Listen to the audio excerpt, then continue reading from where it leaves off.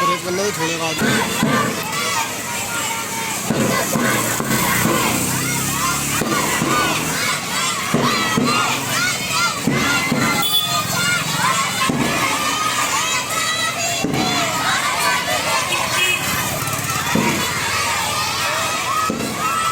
सब बच्चे बच्चे बोल रहे थे शादी होने वाली है।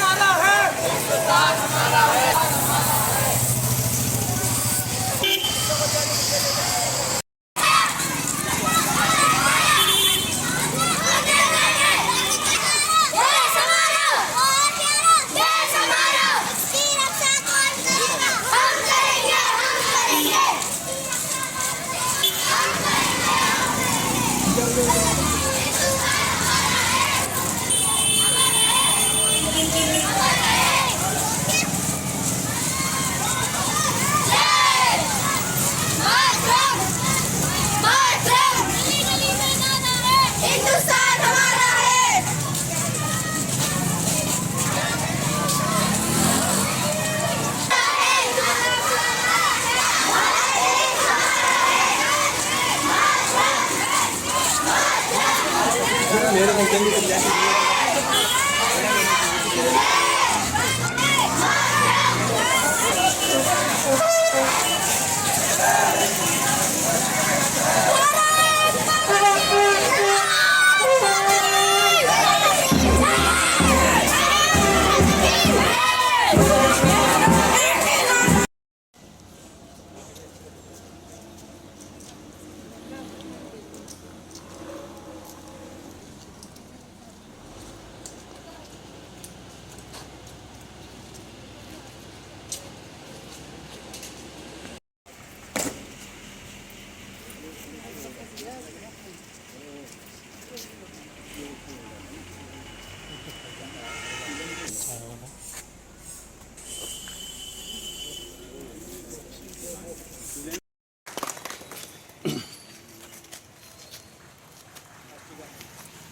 जन गण मन अधिनायक जय हे भारत भाग्य विधाता। पंजाब सिंध गुजरात मराठा द्राविड़ उत्कल गंगा विंध्य हिमाचल यमुना गंगा भूतल जल तरंगा तब शुभ माता की स्वतंत्रता दिवस, स्वतंत्रता दिवस, भारत माता की, भारत माता की। आप सभी को 15 अगस्त 15 अगस्त आज तहसील कालाढूंगी के इस प्रांगण में अधिकारी कालाढूंगी तथा हमारे राजस्व विभाग के सभी वरिष्ठ और कनिष्ठ कार्मिक और पुलिस गार्ड से पधारे हमारे पुलिस कार्मिक, हमारे नायब साहब, हमारे कानूनगो साहब और हमारे नायब तहसीलदार जैसा कि बताया गया श्री शर्मा जी, हमने प्रण कर लिया था कि अब जो ऐसी ताकतें हैं, विदेशी ताकतें हैं, उनको किस प्रकार हमने भारत से बाहर निकालना है और भारत माता को आज़ादी दिलानी है।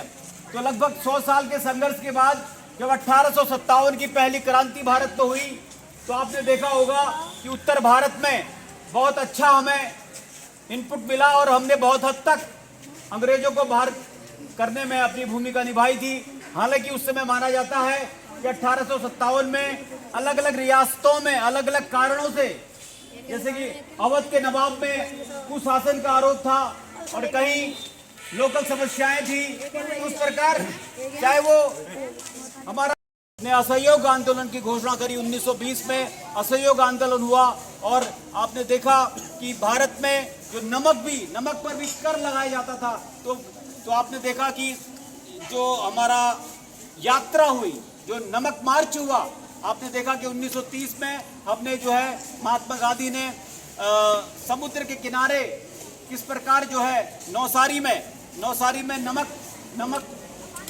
नमक पर कोई कर नहीं देंगे, तो नमक आंदोलन उसका प्रभाव उत्तराखंड में भी देखा गया है। उत्तराखंड थी, आपने देखा कि उत्तराखंड में भी सरयू किनारे बागेश्वर में 1921 में एक हम मजदूरी कराते थे जब लोगों से, कुली बेगार प्रथा, आपने सुना होगा उत्तराखंड का इतिहास अगर आपने पढ़ा हो तो। कुली बेगार आंदोलन 1921 में बागेश्वर में सरयू नदी के किनारे, तो उसमें जो लिस्ट होती थी लेबर्स की, उस लेबर्स की लिस्ट को फाड़ दिया गया कि आज से हम कुली बेगार नहीं करेंगे। तो कहीं कहीं वह राष्ट्रीय आंदोलन की छाप उत्तराखंड पर भी पड़ी, लेकिन इधर महात्मा गांधी ने अपना दौर जारी रखा और 1920 में असहयोग के बाद हमने सभी ने अवज्ञा आंदोलन की घोषणा की 1929 और 30 में, और उसके बाद पूरे देश में आपने देखा किस प्रकार तमाम लोगों ने अपने जान की कुर्बानियां देकर, उसमें किसी जाति या धर्म विशेष की बात नहीं है। आपने देखा होगा हिंदू हो, मुस्लिम हो, सिख हो और ईसाई हो, इस भारत को आजादी दिला जोरदार तालियों से वतन पे जा निशार है, वतन पे शीश झुकाएंगे। वतन पे जा निशार है, वतन पे शीश झुकाएंगे। इस जमी को एक दिन आसमां बनाएंगे, इस जमी को एक दिन आसमां बनाएंगे। वंदनी मां शारदे, आदरणीय श्रीमती उत्तराधिकारी महोदया जी एवं यहाँ उपस्थित तहसील स्टाफ, वो हमारे बीच हमारे जवान एवं पत्रकार जी, मैं ज़ैनब सैफी आप सभी के सामने मेरे द्वारा लिखी गई चंद कविता सुनाना चाहती हूँ। हम देश प्रेमी हैं यारो, हम देश प्रेमी हैं यारो, हमारे सीने में भी दिल धड़कता है, हमारे सीने में भी दिल धड़कता है। एक बात बता दो जमाने की, एक बात बता दो जमाने की, क्या बात है भारत के जवानों की, क्या बात है भारत के जवानों की। देखो अगस्त का महीना आया, देखो अगस्त का महीना आया, उन वीर जवानों की यादें लाया, उन वीर जवानों की यादें लाया। कैसे भूल जाएं हम उनको, कैसे भूल जाएं हम उनको, जिन्होंने हमें आज़ाद कराया, जिन्होंने हमें आज़ाद कराया। गर्व है हमें अपने देश के जवानों पर, गर्व है हमें अपने देश के जवानों पर, जो भारत के लिए अपनी जान निछावर करते हैं, जो भारत के लिए अपनी जान निछावर करते हैं। कोई पूछे इनसे, कोई पूछे इनसे, जब घर से ये निकलते हैं, जब घर से ये निकलते हैं, आसमां की ओर जब सर उठाते हैं, आसमां की ओर जब सर उठाते हैं, वीरों की याद आती है, वीरों की याद आती है। तिरंगे झंडे के 3 रंग देखकर, तिरंगे झंडे के 3 रंग देखकर मन को शांति मिल जाती है, मन को शांति मिल जाती है।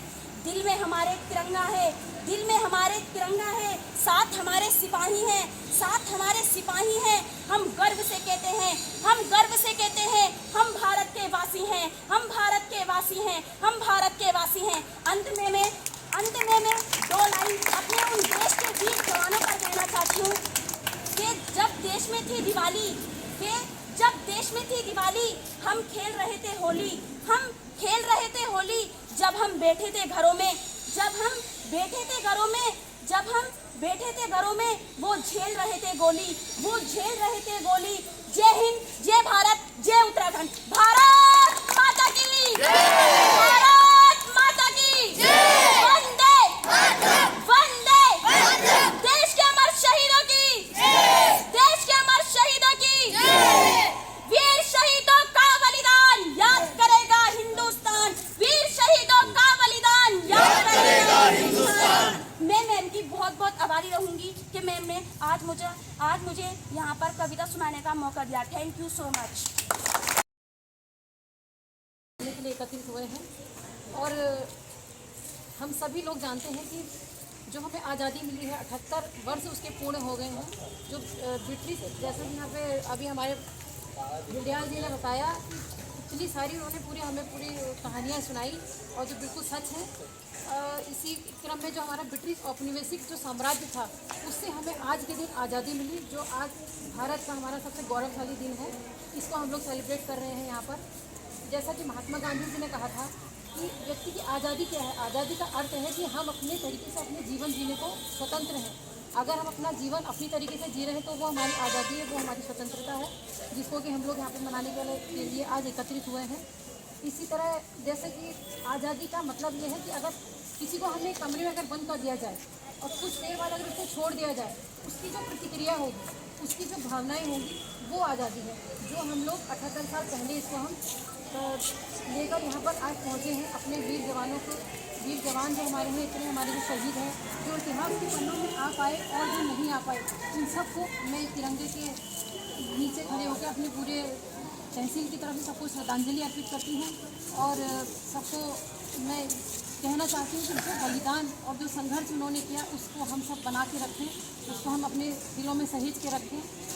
जैसा कि हम सभी पता है कि आज पूरा देश अपना 78वां स्वतंत्रता दिवस मना रहा है और हर वर्ष की तरह हमारी गवर्नमेंट का, हमारी सरकार का एक विज़न होता है, एक लक्ष्य होता है कि हमें अपने देश के लिए क्या करना है, हमें इसको आगे कैसे बढ़ाना है। तो इस बार का जो हमारा थीम है, जो हमारा विज़न है, वो है डेवलप इंडिया, विकसित भारत, जिसको लेकर हम अपना, हमारी सारी सरकारें हम सभी के माध्यम से, जितने हम लोग यहाँ पे कार्मिक हैं, उन सब के माध्यम से उनको पूरा करती है।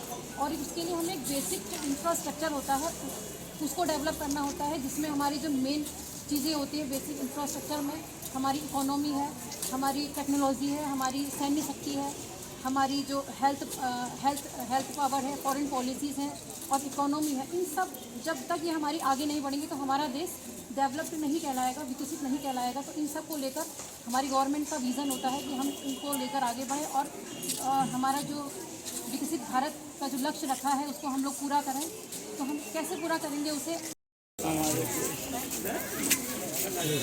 वैसे मैंने रखा